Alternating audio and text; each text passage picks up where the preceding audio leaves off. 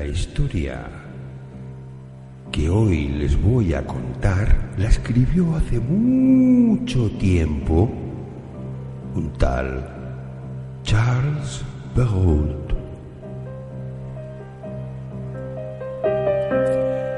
Dice que hace ya mucho tiempo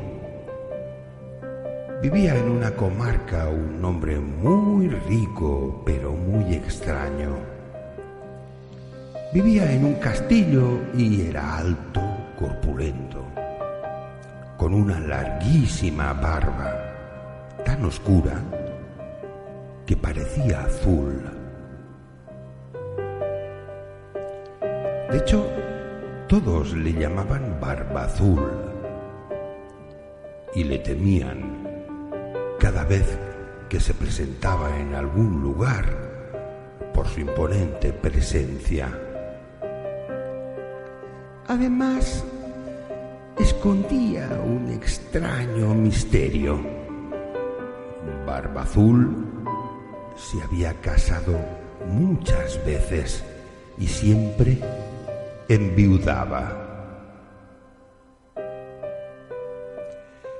Pero sus mujeres desaparecían sin más. Nadie había conseguido averiguar por qué se quedaba viudo tan pronto después de casarse.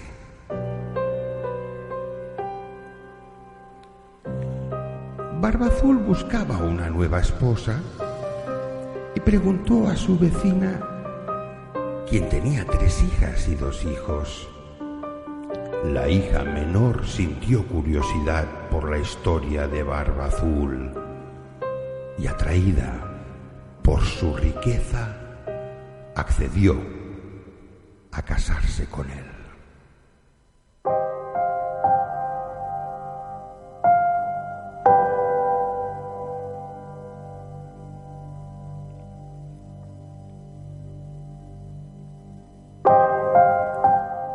Ten muchísimo cuidado, le dijo su madre el día de su boda.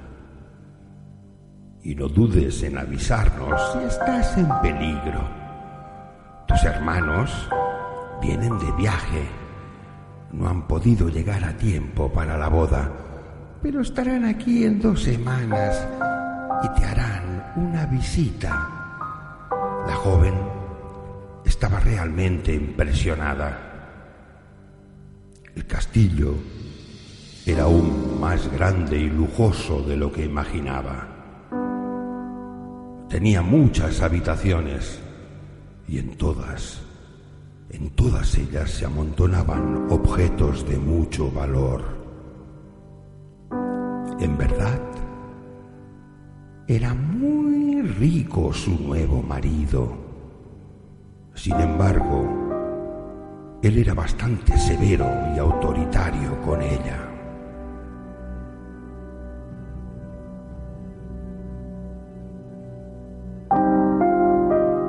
Un día, después de 2 semanas tras la boda, Barba Azul dijo a su mujer que debía hacer un viaje. Tengo que irme por asuntos de negocios unos días, le dijo a su mujer. Pero volveré pronto. Hasta entonces te quedarás sola en el castillo. Puedes entrar en todas las habitaciones menos en una, la que está arriba del todo, en la torre del ala este.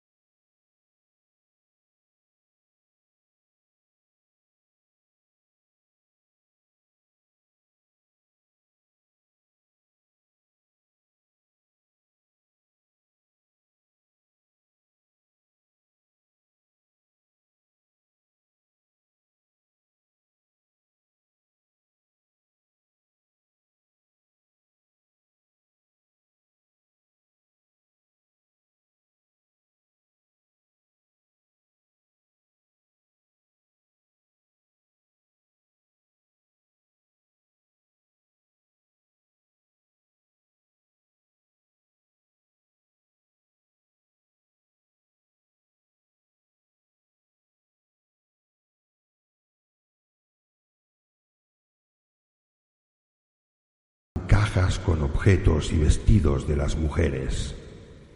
Y entre todo esto, alguna calavera.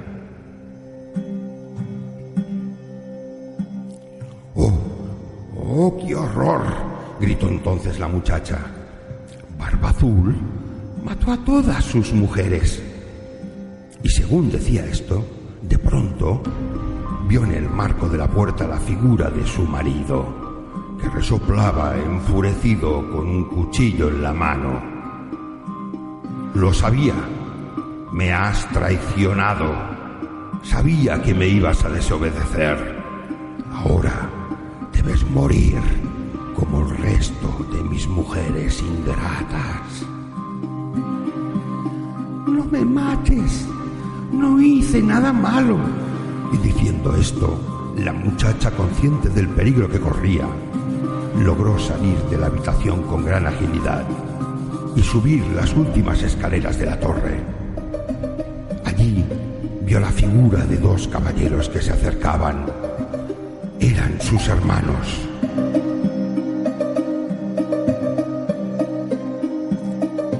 «Hermanos, corred, estoy en peligro», les gritó desde la torre. Barba Azul acababa de llegar y la agarró con la muñeca con fuerza. «No irás a ningún lado, nadie podrá salvarte», gritó él. Pero los hermanos de la muchacha eran muy rápidos y, alertados por sus gritos, subieron a grandes zancadas las escaleras de la torre y allí se enfrentaron con sus espadas al terrible Barba Azul y al que consiguieron vencer por fin. La muchacha fue liberada y, al quedar viuda, heredó toda la riqueza de Barba Azul. Poco después pudo casarse de nuevo y comenzar una vida muy feliz. No se asusten ustedes. Acaban de entrar en otra dimensión. Acaban de entrar en la dimensión 714. Que descansen.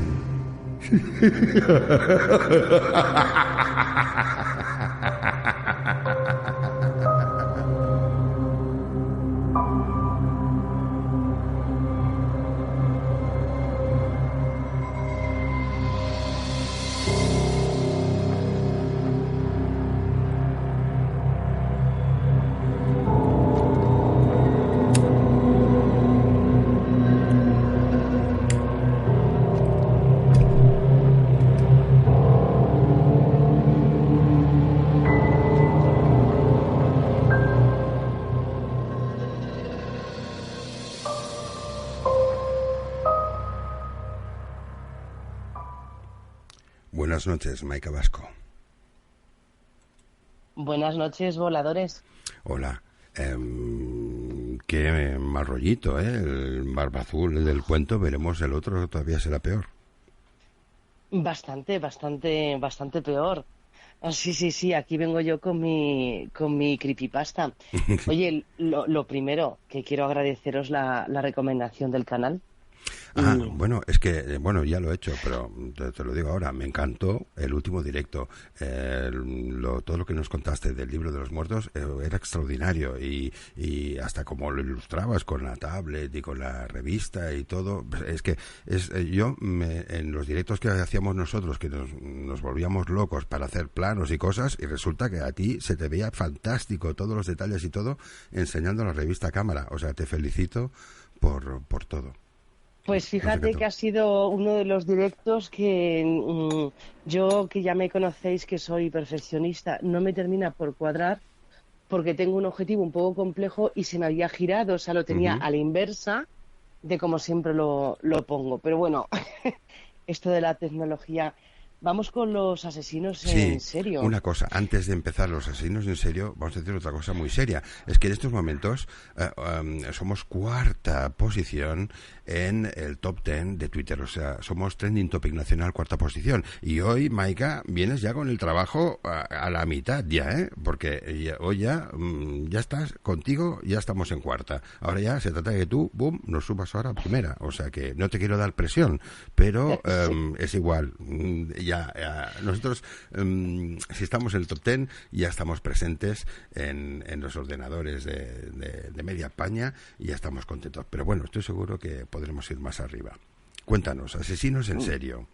Asesinos en serio y el placer de matar. Vamos a inaugurar una sección donde vamos a ir repasando algunos asesinos en la historia que la verdad es que han destacado por su crueldad y por haber desarrollado de una forma exagerada, ¿no? el bajo instinto, ¿no?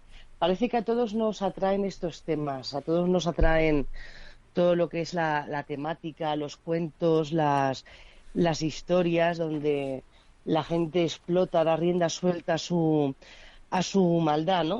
Unos asesinos dicen que lo hacen por el simple placer de quitar la vida y otros porque dicen que, bueno, pueden perseguir algún tipo de ideología, religión, finalidad. Pero bueno, vamos a ver a un asesino con el que más vale a ninguno de nosotros nos hubiera gustado cruzarnos nunca en su camino, porque la historia es cruel, es sádica y además es sorprendente. El cuento de Barba Azul está inspirado en un personaje real de la historia que además, ya lo han dicho por el Twitter, hay gente que está bien informada y lo he leído yo, que es efectivamente Giles de Rys, que fue muy amigo o amigo íntimo de Juana de Arco, por cierto. Sí, alguien lo ha comentado, lo he visto en Twitter. Exacto. Pues eso es cierto. Lo que pasa es que el cuento que todos conocemos de la esposa a la que le prohíben ir a un ala del castillo y ella pues viola la prohibición y después descubre que su marido había matado a otras mujeres, que nos puede sonar más a Enrique VIII que a Giles de Rys, maquilla lo que realmente sucede, que es muy bestia de contar y efectivamente pues en un cuento hubiera sido totalmente inapropiado. Giles de Rys tiene una historia curiosa porque por un lado empezó siendo un héroe, dado que luchó junto con Juana de Arco en el campo de batalla y resaltó mucho por su ferocidad a la hora de combatir. Pero claro, viendo, como vamos a ver ahora, el instinto asesino que tenía, pues efectivamente el campo de batalla era a lo mejor el mejor sitio donde él se podía desenvolver, porque la guerra es un lugar donde tú puedes matar impunemente, es decir, nadie te va a pedir luego explicaciones, todo lo contrario, mientras más mates, parece que más héroe eres. Nacido, siempre me gusta dar fechas, en el año 1405, cuando matan a la heroína Juana de Arco, él se recluye en su castillo. Y bueno, este hombre es que tenía una vida curiosa, ¿no? Había tenido una infancia muy difícil porque se había quedado huérfano muy pequeño y había estado al cuidado de sus abuelos maternos y concretamente su abuelo era una persona extremadamente violenta. Es decir, es una persona que desde la tierna infancia ya creció en la violencia. Y precisamente se casó con una prima suya. Ahora viene la parte de cuasi verdad que tiene el cuento. Se casa con una prima suya a la que rapta, por cierto. Y bueno, pues tardó muchísimos años en consumar el matrimonio, porque en realidad Giles de Rys era homosexual. Lo que pasa es que después, cuando se descubre las atrocidades que había hecho en el castillo, parece ser que aparte de homosexual, era pederasta. Y amén de ser pederasta, estaba metido en alguna historia rara, tipo esoterismo, magia negra, rituales un tanto extraños, porque sí que es cierto que a su mujer le prohibió ir hacia un ala del castillo. Lo que pasa es que en una noche que su hija tenía mucha fiebre, la mujer viola la prohibición y se encuentra con un panorama dantesco. Ella lo que descubre es una habitación donde Giles de Rys estaba con unos amigos y en la habitación pues había un montón de niños colgados de las paredes, de ganchos, de cuerdas por el suelo, golpeados, descuartizados, torturados, violados. Es decir, Madre mía.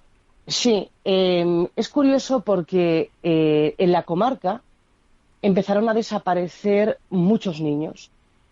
Se calcula que Giles de Rys y esta comitiva de amigos que tenía, sádicos, mataron aproximadamente a unos 1000 niños. 1000.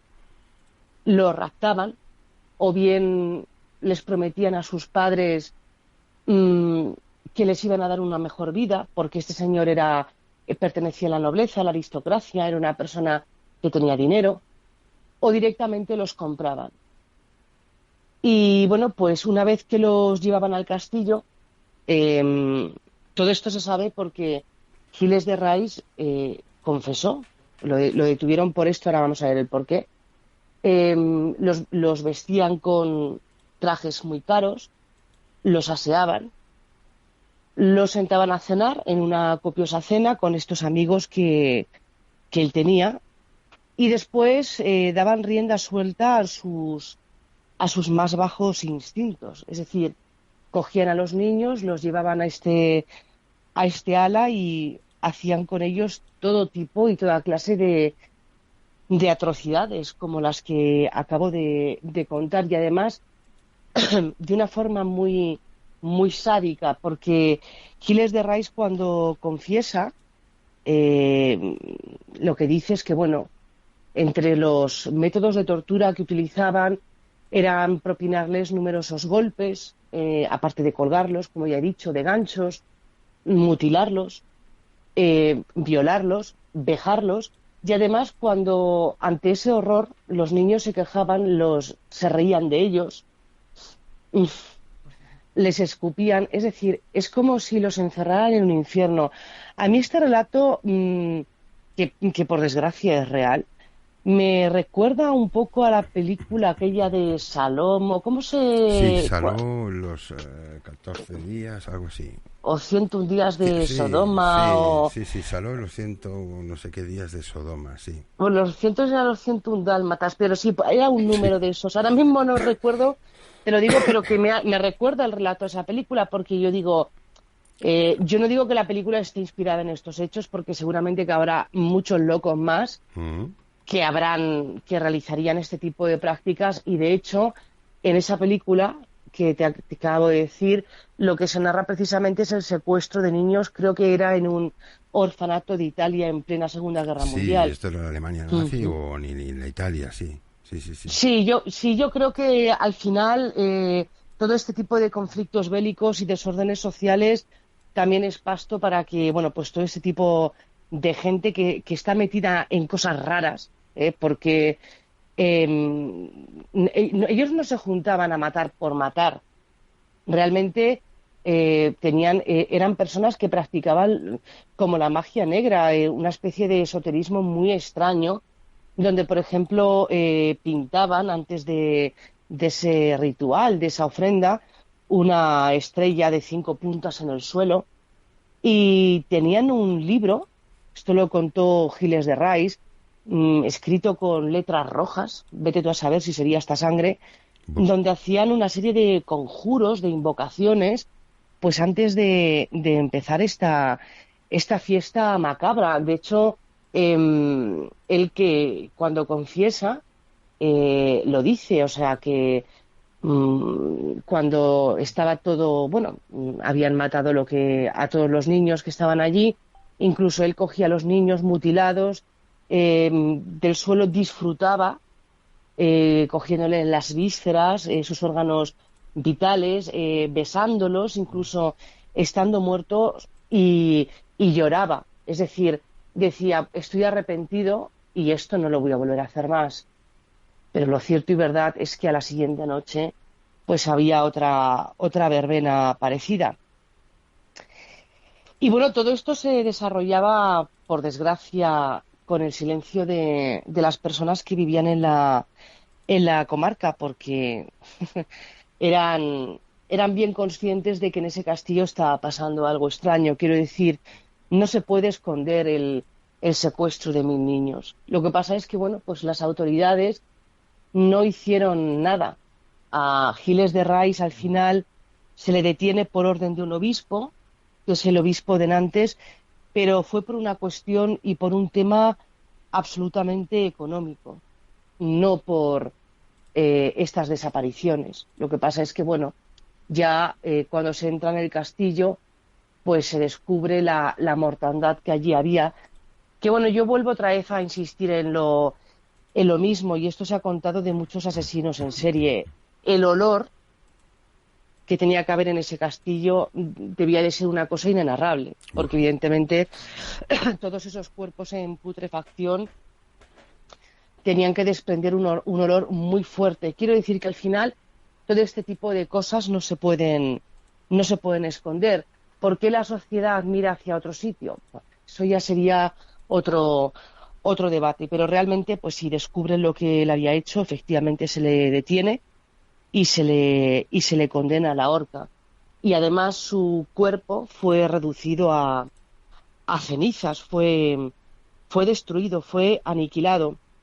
Y bueno, pues este es digamos, el heroico, entre comillas, compañero de batalla de Juana de Arco, que ha pasado a la historia como uno de los mayores asesinos en serie, por supuesto. Uh-huh. Así que no sé qué estará comentando por ahí Sí, la mira, audiencia. mira, te hago un resumen, un extracto de lo que la gente, bueno, yo no pensaba no había pensado en eso, pero bueno, los oyentes son los que tienen la apreciación buena, ¿eh? Un montón de oyentes, no voy a leer, bueno, te voy a leer uno solo, pero un montón de oyentes están diciendo lo mismo, dicen, es un tema que no vamos a tocar, ¿eh? Porque sé que no toca tocarlo. Dice, esta historia de Giles de Rais me recuerda a lo que se comenta del Bar España. ¡Qué horror! Bueno, pues hay mucha gente que está haciendo connotaciones con el Bar España y esta historia. Que, bueno, de lo que se comenta sí tiene relación, pero vamos, que sí, ya comentamos un día que era un tema que de momento no tocábamos. Bueno, son temas que le competen a la justicia. Uh-huh. En el caso de Giles de Rais, la justicia efectivamente pues le condenó por estos atroces crímenes que había cometido, si bien con el asterisco o con la precisión que he hecho antes. Uh-huh. No por los crímenes, sino porque entra en un tema económico con un obispo, y entonces con la Iglesia hemos topado, ¿sabes? Uh-huh. Entonces eso fue lo que fue la excusa pues para detenerlo, y ya pues se descubre todo el pastel, porque realmente se lo querían quitar de en medio. Pero saltando por encima de temas que a lo mejor pues tienen de su publicidad en las redes actualmente, porque todo son modas, Uh-huh. no hay ninguna duda, ¿no?, de que en la historia pues ha habido personas que por alguna razón pues practican este tipo de aquelarres con niños, porque ya te digo, o sea, no eran unas muertes al azar, sino que realmente todo llevaba una ritualística. ¿Por qué? Creo que al final son víctimas. Aparte de que Giles de Rais sí que era una persona extremadamente violenta, ¿vale? Desde su infancia, por la propia vida que le había llevado, Yo también pienso que hay mucha gente que son víctimas de personas, cuasi magos, entre comillas, que vienen con doctrinas muy extrañas y al fin y al cabo, yo pienso que todo esto no dejan de ser sectas, es decir, funcionan de una forma sectaria, ¿eh? Les lavan el coco con ideas muy extrañas y al final pues todo conduce a una barbarie. Pero bueno, es innegable que este tipo de sucesos se han dado en la historia y que hay gente pues que se le va mucho la pinza, ¿no? Ujú. Sí, bueno, son perturbados, ¿eh? Eso no hay ningún género de duda.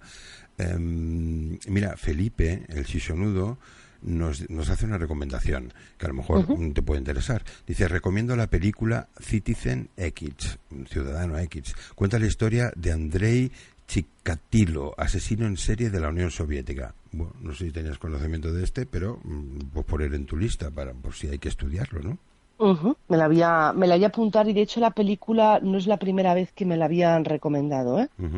Bueno, y luego voy a coger por sorpresa, le voy a dar unos minutos a Mar Merchan para que se ponga a punto, pero voy a ver si Mar Merchan... hola, buenas noches, Mar. Hola, buenas noches. Bien. Buenas noches, Maika. Hola, Mar. Mar, ¿tienes alguna cosa para leernos sobre el tema? Sí. Venga, a ver, Koldo decía al principio, esto me gusta, saber qué se le puede pasar por la cabeza a una persona para matar. Nunca lo entenderé, pero vaya. Decía Felipe, ¿qué colegas tenía la Juana? Por un lado Dios, por otro Gil de Reis. Sí. Ay, sí. Por un lado Dios y por otro el diablo, sí. Sí. Mira, y Felipe... Y perdona, una pregunta que era mía. Bueno, un momento, Mar, un momento. Es que tengo un tweet de ahora mismo de Felipe que dice, en España, yo no sé, Mar, a ver si Maika nos comenta, en España teníamos a Manuel Blanco Romasanta. Sí. Maika, yo no sé quién es. A ver, Victoria, que estás ahí. Espera un momento. Venga, Victoria. Bueno, esto es la sección del caso. ¿Lo conoces tú, Maika? El caso. Me suena a ver lo que nos dice Victoria y nos refresca la memoria. Yo lo recuerdo por el periódico El Caso y por en la televisión que no sé si fue de una serie que se hizo Historias del Crimen y se trataron pues todos los crímenes en España, que tenemos por cierto un buen abanico. Bueno. El Roma Santa, que era como el hombre del saco, igual que el sacamantecas, una cosa así parecida.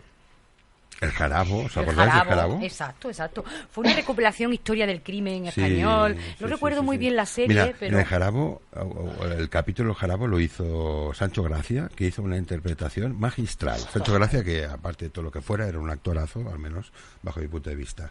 ¿Qué más, Mar? Perdona, tu pregunta.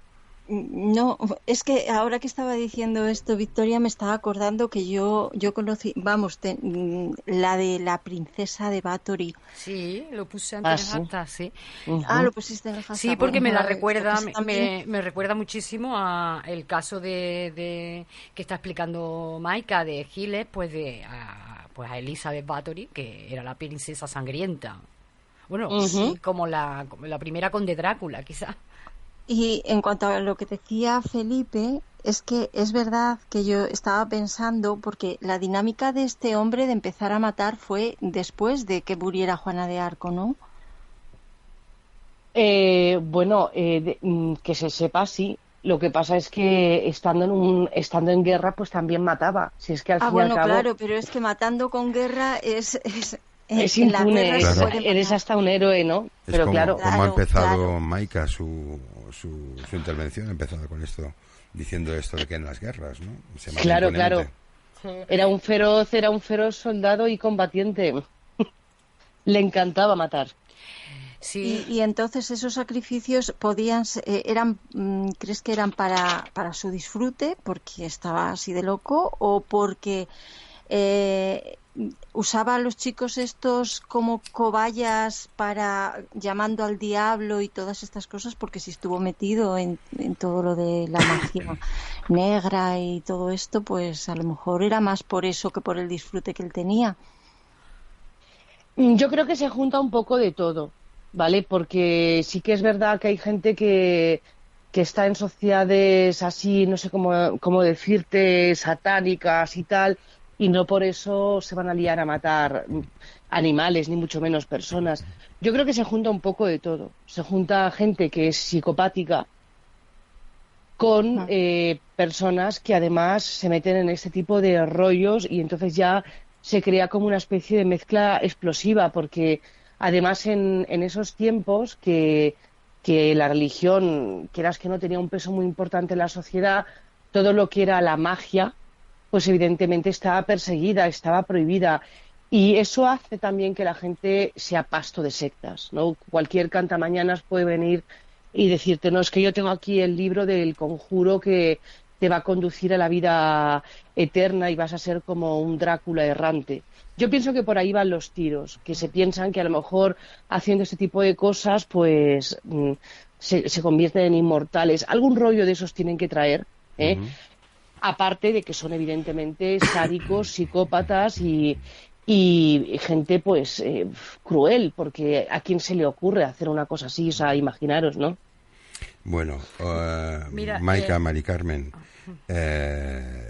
no era mi profecía, pero sí mi predicción se está cumpliendo.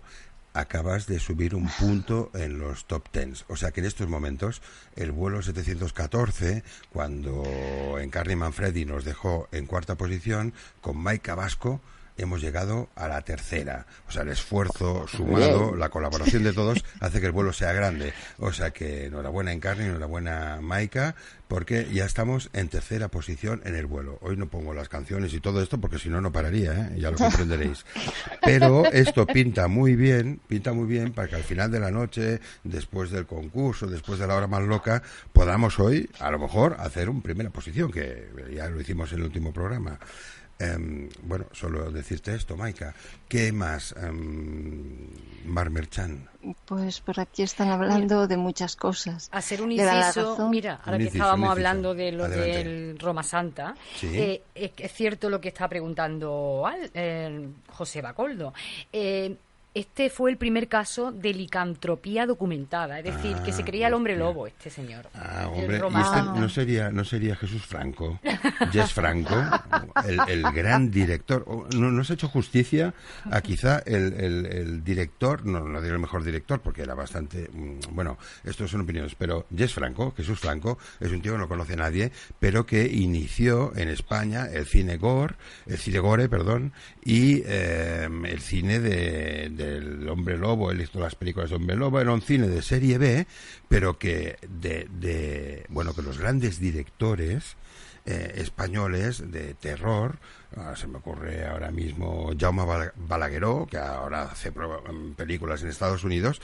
Jaume Balagueró, que es un grande también, además hizo muy buena radio en su tiempo, es un heredero directo de Jesús Franco, que se llamaba Jess Franco, fallecido no hace mucho tiempo, y el tío hizo como 200 películas de El Hombre Lobo, que además él hacía de actor y tal y cual.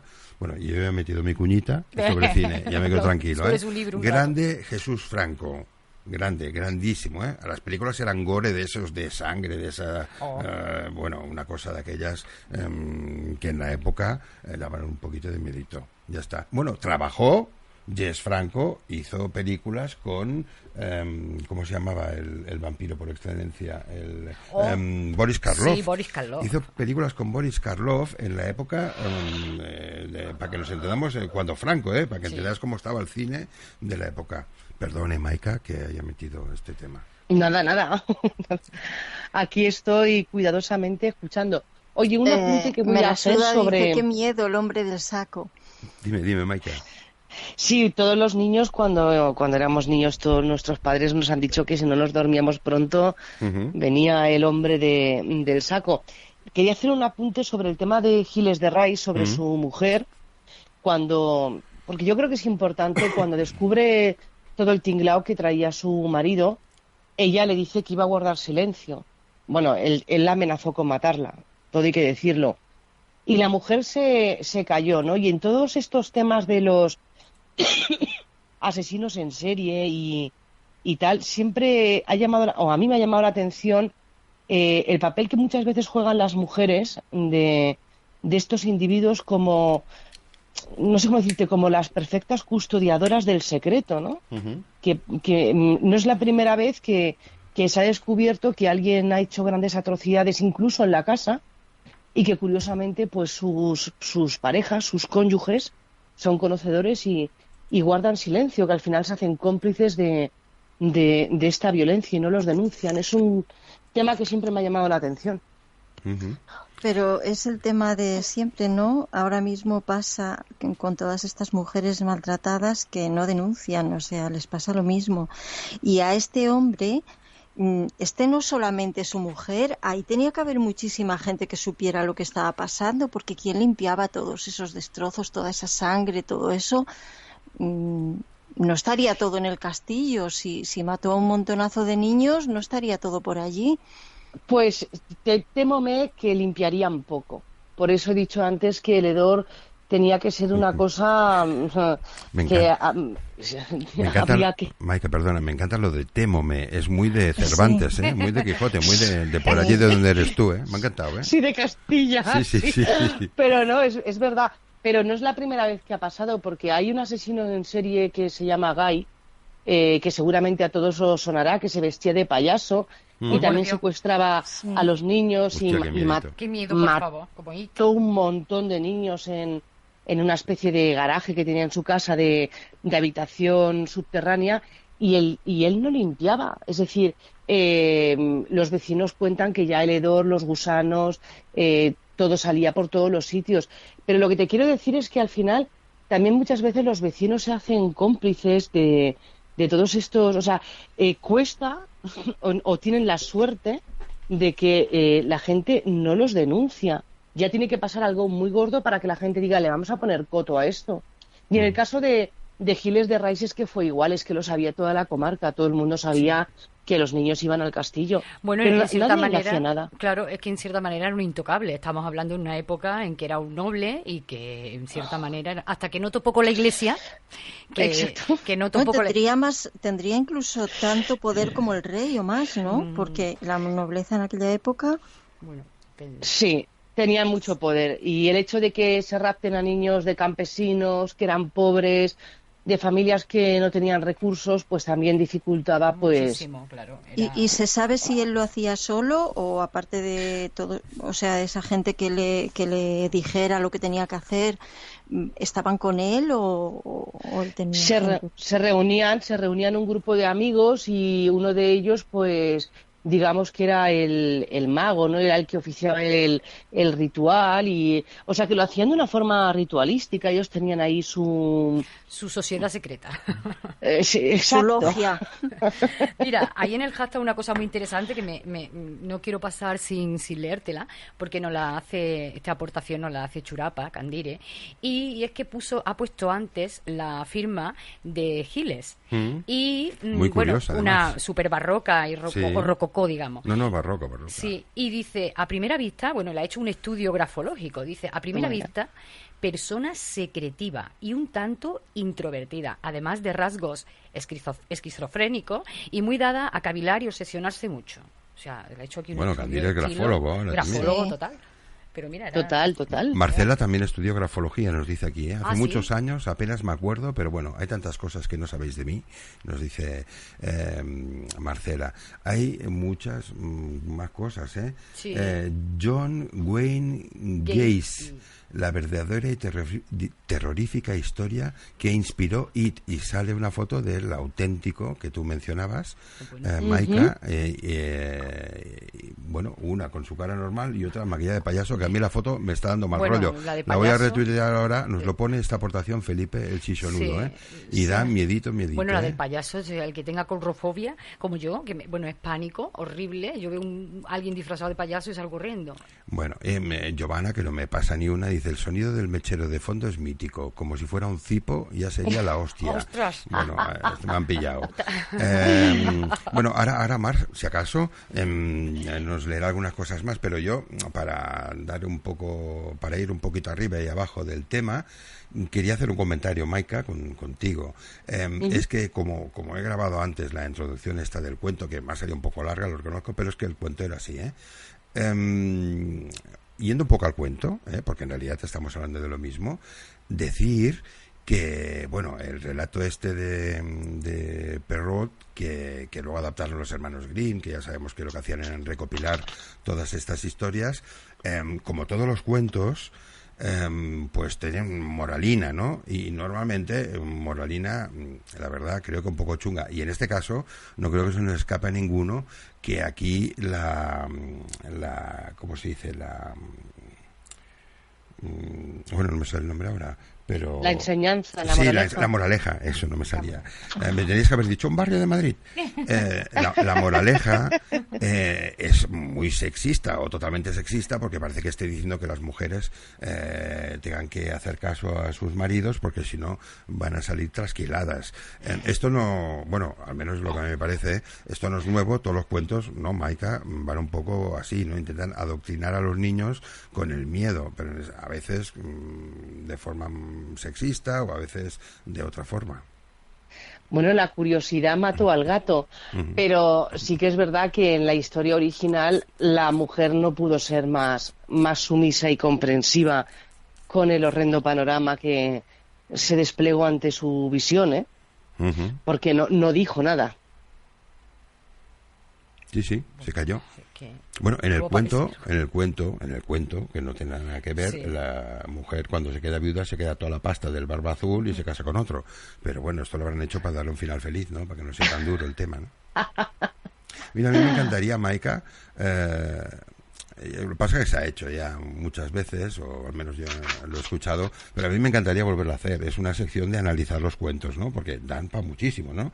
A nadie se le escapa la tensión sexual entre el lobo y Caperucita. O sea, no era tensión sexual, era brutal. Pero se puede analizar en términos humorísticos o se puede analizar en términos serios, ¿eh? Y el cuento de Caperucita también tiene mucha tela, ¿eh?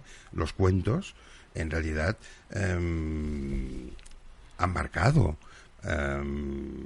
o marcan a muchos adultos que de niños les han sembrado el terror o incluso les han inculcado pues tendencias ¿no? Sexistas, machistas, sí, o homófobas o de este tipo. Bueno, me estoy yendo un poco del tema, pero tampoco tanto. Todos nacimos hemos crecido con este tipo de cuentos. Lo que pasa que, claro, los finales lo edulcoraron muchísimo. Hostia, exacto. Pero los hermanos Grimm eran muy cabrones, porque aquí en Cataluña se cuentan unos cuentos que no tienen nada que ver. Pero los hermanos Grimm ya edulcoraron bastante, porque la primera historia de Caperucita mueren todos.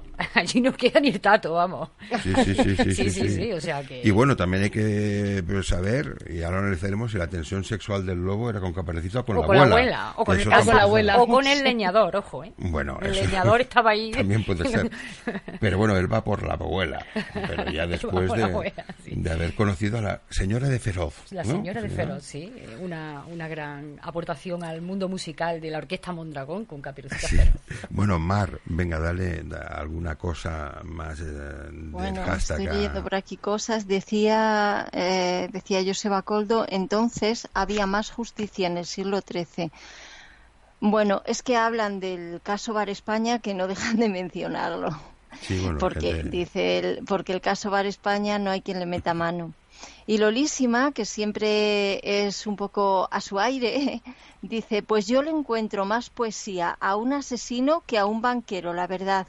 Espero no tener que contestar ofendiditos, sé que me entendéis. Pues claro que también sí. matan, ¿eh? Dice, no habéis nombrado, Giovanna Val, no habéis nombrado mi colaboración con el cuento de los hermanos Grimm, Venganza. Sí, se ha puesto un montón de contenido, sí. No lo he visto. Y Churapa dice, en fin, lucha titánica de poderes pederastas. Por un lado, la nobleza política secular de Gil. Por otro, el poderío religioso eclesiástico. Sí. Hostia, esto sí que merece comentario tuyo, sí. Maika. Sí, el poderío religioso eclesiástico. Es que no sé muy bien a lo que se refiere. Bueno, yo me imagino que se refiere a que él tenía muchísimo poder como noble y que tú has dicho que lo tuvo que pillar un obispo, vamos, que el rey ni nadie podía hacer nada contra él, ¿no? En aquel momento. Bueno, porque tocó a la iglesia, claro. Sí podían, pero... lo que pasa es que a nadie le interesaba porque al fin y al cabo, pues, a ver, no quiero ser más grosera que Giles de Rice, pero en esa época ¿a quién le interesaban 1000 niños de campesinos? Claro. Sí, pues es que no le interesaban a nadie. Sí, el obispo de Nantes tiene con él un problema, pero tiene con él un problema económico, porque ellos discuten por una cuestión económica de tierras. Sí, Y entonces, en venganza, como lo sabían, pues dijeron, pues ahora te vamos a detener y vamos a descubrir el pastel. como Al Capone, que lo pillaron por otra cosa. Claro. Exacto, por defraudar a Hacienda. Por defraudar a Hacienda, efectivamente. Sí, sí. No, De no, todas si no- maneras, en aquella época la iglesia estaba un poco perdida, ¿no? Porque también asesinaron por bruja a Juana de Arco, que luego es quemaron, una vamos. santa. Ahora es santa, pero vamos. Pero vamos, que lo tocaron porque le tocó los cuartos a la iglesia. Si no, Sí. no se lo quitan de en medio. Se sigue allí Exacto. matando hasta después de Lo que muerto. pasa es que ya de esa forma tan descarada, secuestrar 1000 niños de la comarca y matarlos de esa manera, pues, hombre, yo lo siento por Juana de Arco, pero eso ya se sale de toda la norma, eso ya es gente bestia, bárbara, brutal, sádica. Sí. Es que no tiene nombre, hombre. Mira, 3 cosas. Rosita, dice, yo que me los leí, habla supongo de los cuentos de los hermanos Grimm, dice, yo que me los leí la primera vez en francés, os puedo asegurar que no acababan así. Cierto. En Caperucita no se salvaba ni el apuntador. Cierto. Bien, nos lo dice. Luego, Margit nos dice, adiós rogando y con el mazo dando. Y luego, Maika, te voy a leer ese tuit que siempre te pongo fuera de contexto, que es de Lolísima. Que Lolísima es, el otro día le dije, y se lo dije realmente en serio, estábamos teniendo una charla de esas en Twitter, absurdas, porque en Twitter no es un chat y charlar convenciones y tal es un lío, pero bueno, una charla y le dije, Lolísima, me recuerdas un montón a Tip Sánchez Polac, que era el de típico, y todos lo conocéis, ¿no? Que era un genio del humor y era uno de los primeros surrealistas de la España, que empezaron en la España donde el surrealismo, no en la España oscura, el surrealismo era muy complicado, ¿no? Y me recuerda muchísimo a Tip Sánchez Polac, y ella dijo, oye, no sé si me estás insultando, ¿qué digo? No, te estoy echando un piropo. Y mira, ahora nos pone, estamos hablando del tema, ¿no? Del cuento y todo, y nos dice, ¿no sería divertido que tirar la corona en los entierros a ver quién la coge? Como los ramos de la novia y todos huyendo. Bueno, ¿Humor negro? Bueno, o negro no, humor surrealista, su rollo, ¿no? A mí es que me encanta Lolísima, yo es que flipo con esta chica. Lo que no sé es si esto es natural, ¿no? Sí. O es que antes ha dicho que se estaba tomando un Es whisky que de 12 años. Esto es la segunda parte. Es que Lolísima va como contando Sí, por parte. Entonces, sí. esto viene de que hoy fue. Esto es como una especie de los Troyer Fernández que va haciendo sus aportaciones Sí. de real life. Hace hilos. Sí, y dice, hoy fui a un entierro y por un momento pensé que iban a tirar la corona. Sí. Como el ramo de boda, para ver quién sería el próximo muerto. Os juro que me pasó, ¿eh? O sea, ella es surrealista. Bueno, surrealista, pero entra dentro de la sección, ¿no? Dimensión Sí, 714, entra dentro. Bueno, pues tenemos que irnos despidiendo. Mar, alguna cosa más, y luego Maika, que nos quiera Una decir cosa algo que más. me hace gracia que dice Rick, qué grande Caperucita siendo asesina en serie. Un poco al hilo de cómo empezó nuestro programa hoy, de este mundo, de verlo o de soñarlo todo al revés. Es cierto. Sí, señor, es verdad. Hoy Estamos hemos empezado. Sí. A En ver. segunda posición. Sí, Anúncialo bien. Bueno, anúncialo bien. Pues Maika, felicitarte de nuevo porque con tu entrada en el programa has subido ya otro punto, sabiendo que esto cada vez es más difícil, eso lo sabemos todos, ¿eh? O sea que, repito, con Encarni nos hemos quedado en cuarta posición y con Maika hemos subido a tercera y ahora segunda, y estamos a un pelillo de la primera, que si te quedas un poquito más, Maika, luego Sí. escuchando, que ahora vamos a hacer un poquito ya la hora loca, pues seguramente cantaremos el primero. Y bueno, esto, Maika, si quieres apuntar alguna cosa más del tema, anunciar algo para la próxima emisión o lo que tú quieras. Pues que nos vamos a bucear aquí nosotros aquí en el arte de matar. Espero que nos salgan de aquí grandes asesinos al final. Pero bueno, que hay innumerables asesinos en serie en la historia que nos han podido pillar muy fácilmente y sin embargo aquello se ha prolongado. Jeffrey Dahmer es otro que si lees su vida La policía tuvo 1000 oportunidades de haberlo detenido y al final pues lo detienen tardíamente. Quiero decir que van teniendo todos una suerte bárbara, y para la semana que viene, adentrándonos en estos grandes asesinos de la historia, yo voy a hablar de algún César romano, tipo Calígula, sin no cambiar de tercio totalmente. Y vamos a adentrarnos ahí en esas orgías romanas, en esos locos césares que montaban esos líos tan gordos, pero que les encantaba matar. Bueno, mira, Maika, te estaba poniendo aplausos, pero no me funciona, se me ha bloqueado la máquina y ya tengo problemas hace mucho rato. Ese ha sido Calígula. Pero te lo aplaudo. Porque si vas por ahí, a mí me va a apasionar. Yo me he recordado, yo Claudio. Hostia, qué serie. Yo Claudio, pedazo de serie, brutal. Hostia, los ingleses son muy buenos para series. Oye, hemos visto una serie, Maika, no sé si te gustan las series. Sí. Sí, bueno, hemos visto dos. Una, la comercial, la que ve todo el mundo, y la otra, una versión alemana, que también está bien. La primera se llama Stranger Things, que la habrás oído, supongo, porque todo el mundo este verano la está viendo. Han hecho la tercera temporada. Y la otra se llama Dark. Brutal. Te la recomendamos. Es alemana y habla sobre... Bueno, no te digo de lo que habla, pero va sobre los fenómenos espaciotemporales, pues por una serie de fenómenos en una central nuclear, pues van pasando unos acontecimientos de unos niños que mueren y que van apareciendo en diferentes épocas de Alemania. Ya está, y con esta recomendación, pues eso, Maika, espero esto la semana que viene, ya expectante a ver qué tema nos vas a tocar, y si llega algo comentas cosas de los romanos, estos emperadores romanos que estaban como una cabra también, hay que decirlo. Sí, que ¿no? eran más raros que un perro verde. Exactamente, sí, porque el que no tenía hijos con su madre, lo tenía con su hermanastro. Ya te lo digo yo, que eran muy raros esta gente. Bueno, Maika, muchísimas gracias. Oye, un beso muy fuerte, que me alegro mucho de volver a estar por aquí, que se os echaba de menos. Y nada, que la gente se anime a colaborar con la radio en el tema de las donaciones para que sigamos emitiendo. Lo tenía que decir, ya sabéis cómo soy de cabezona. Sí. Esto no es la cosa decirlo, pero bueno, ya hemos dicho que esperamos que podamos continuar y bueno, vamos a intentarlo entre todos. Que sí, que nos lo pasamos muy bien. Un beso a todos, ¿eh? Un beso a todos, Maika. Un beso, Maika. Y bueno, esperamos tu próximo directo, que ya lo anunciaste. Sí.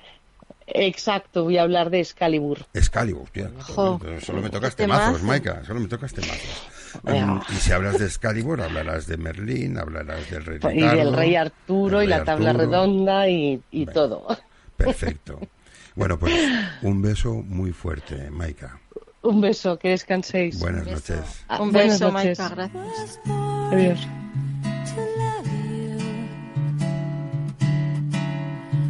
We did.